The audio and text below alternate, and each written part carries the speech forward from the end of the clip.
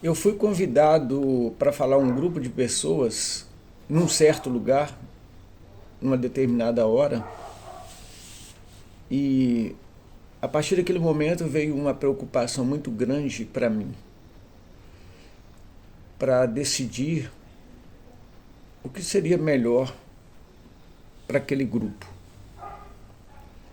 Para que eu não pudesse ir por vias não interessantes, por caminhos que não iriam conferir realidades àquele grupo.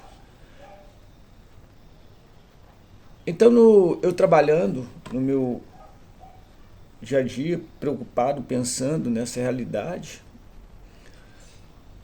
como eu faço sempre, eu aleatoriamente eu começo a conversar com alguém e pergunto. E eu perguntei a uma pessoa, perguntei para ela se ela fosse a uma igreja ou a um lugar onde seria lugar de culto, de adoração, o que ela gostaria de ver e ouvir lá.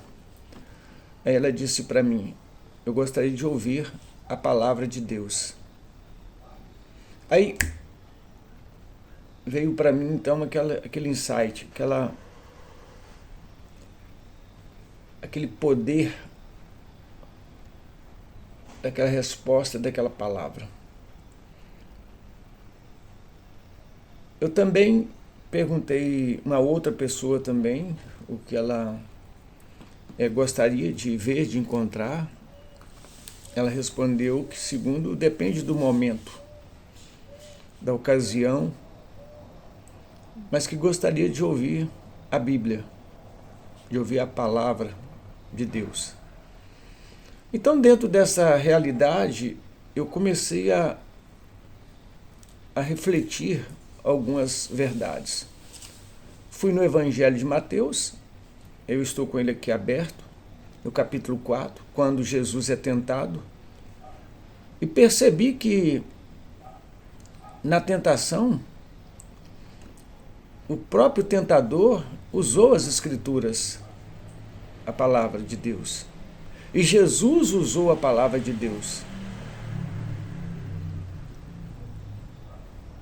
Eu me impressionei com essa realidade em vista de um versículo falar profundamente no meu coração, que é quando Jesus foi tentado, porque a Bíblia fala, o texto fala que Jesus ficou 40 dias e 40 noites sem alimentar e sentiu fome.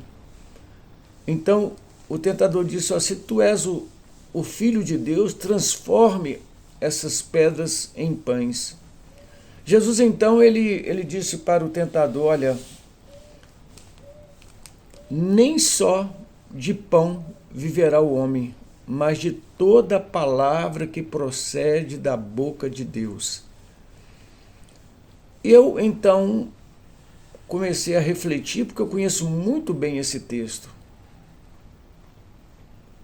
Eu fico muito preocupado a gente ter conhecimento de algo, até decorar, e aquilo se tornar um mantra, algo que você repete sem o poder devido contido naquilo que você tem diante, como uma mensagem viva, no caso da própria palavra de Deus, que é viva e eficaz.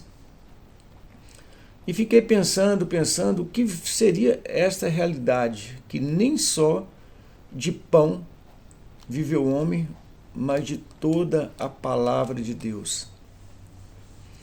Me lembrei que Jesus disse para a mulher samaritana, e também no último dia da festa falou para vários que ele era a água da vida, que aquele que bebesse dessa água nunca teria sede, que ele é o pão que desceu do céu, não era semelhante ao maná, que os pais daqueles que estavam ouvindo comeram e morreram, mas que esse pão, caso fosse comido, essa pessoa nunca mais teria fome.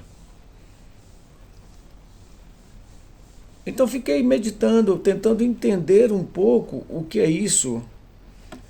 E quando a Bíblia fala que a palavra de Deus é alimento para a nossa alma, ela é uma fonte de sustento muito mais importante do que a comida. Ela produz segurança para nós muito mais do que qualquer exército diante de nós.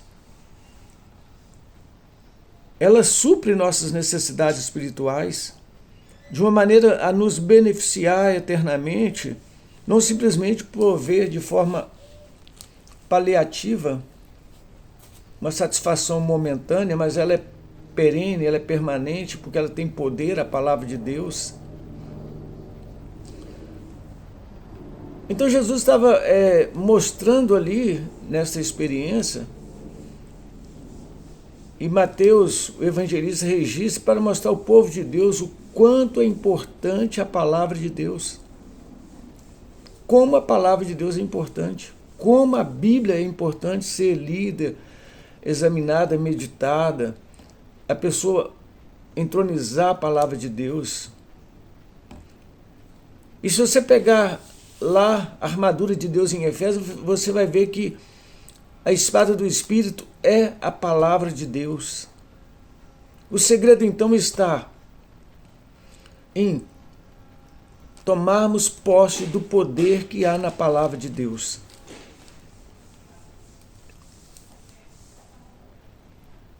Jesus falou que se confessarmos os nossos pecados a Deus, Ele é fiel e justo para nos perdoar e nos purificar de toda a injustiça. Então a palavra de Deus é o segredo da vitória de qualquer pessoa que diz ter fé em Deus, ter confiança em Deus e ter uma esperança em Deus, de uma eternidade, de uma glória com o Pai, com Deus Criador.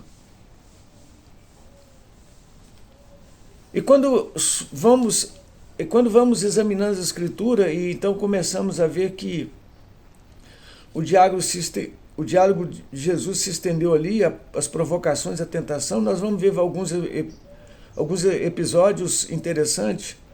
Deus da glória mostrada, como também uma provocação possível a Deus por parte de Jesus, lançando-se do pináculo do templo, e assim os anjos viriam, e ali é citado pelo próprio diabo,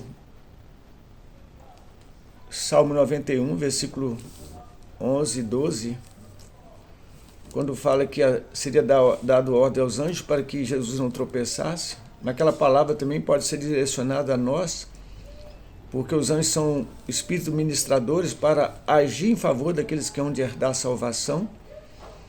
Então, como é importante você entender essa cadeia fundamental da vida. O pão é a primeira necessidade de sobrevivência. Quando você pega a pirâmide de Maslow, você vai ver que ele classifica ali várias etapas em que o ser humano, a comunidade, a sociedade tem como base. E uma delas, necessidade básica de sobrevivência pelo alimento. Nós temos necessidade afetiva, econômica, política, nós temos várias, mas uma delas é a necessidade de sobrevivência. E a palavra de Deus vem dizer para nós: nem só de pão vive o homem, mas de toda a palavra que procede da boca de Deus, porque ela traz resposta para um coração ansioso, um coração que se alimenta das promessas de Deus. Ele não fica à deriva,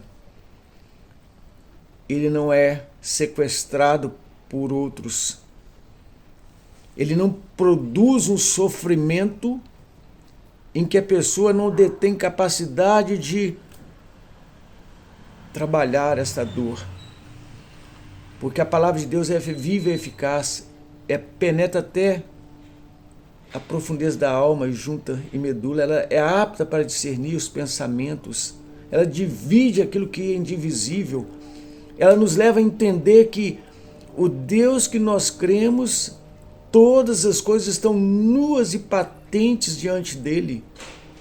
Essa palavra nos leva a perceber a presença real do próprio Deus, porque a palavra dele, ele é o autor da palavra. Ele inspirou homens para registrar promessas que saciam o coração do homem, desse homem que acolhe pela fé o Deus Criador, o Deus Salvador, o Deus Redentor, o El Shaddai.